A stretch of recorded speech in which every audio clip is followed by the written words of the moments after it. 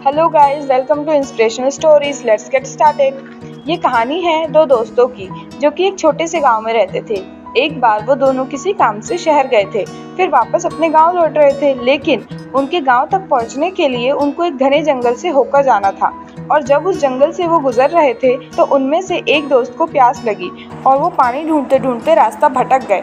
कुछ देर बाद शाम हो गई और रात होने ही वाली थी, तो उन दोनों की नज़र एक गुफा पे पड़ी जो कि चारों तरफ से पेड़ों से घिरी हुई थी। उन्होंने सोचा कि यही जगह ठीक है रात बिताने के लिए, तो दोनों ने कुछ लकड़ियाँ इकट्ठी करी और उस गुफा के अंदर गए और आग जलाकर वहाँ बैठ गए। रात का वक्त था, गुफा में अंदर आग जल रही थी, बाहर बिल्कुल अंधेरा था और कुछ जानवरों की आवाज़ आ रही थी।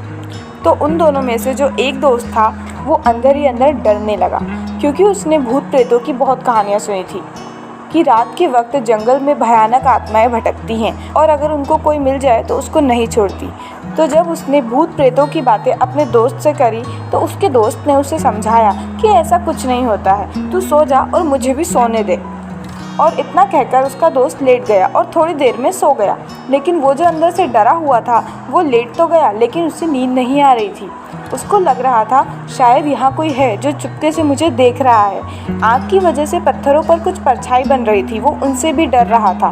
फिर कुछ घंटों तक ऐसा ही चलता रहा। फिर उसके बाद में क्योंकि वो थका हुआ था तो वो भी सो गया। फिर कुछ देर बाद उसको एक सपना आया। सपने में उसको बहुत भयानक परछाई दिखी जो उसकी तरफ बढ़ती नजर आई।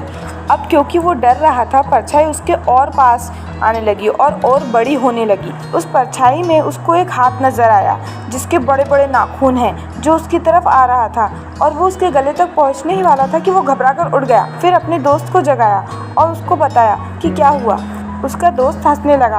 उसके दोस्त ने उसको कहा, अब अगर दोबारा से तुझे वो परछाई दिखे तो तू वो ही कहना जो मैं तुझे कह रहा हूँ। फिर देखते हैं वो परछाई तेरा क्या करती है।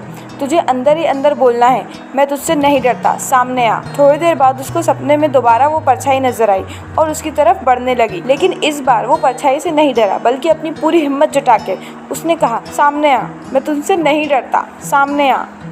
जैसे जैसे वो ये बोलने लगा वो परछाई गायब हो गई। बिल्कुल ऐसा ही हमारी ज़िंदगी में भी होता है।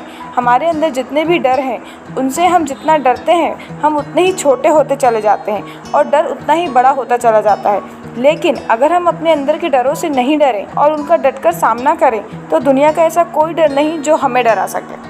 Thanks for watching. If you like this video, hit the like button and do subscribe to my channel.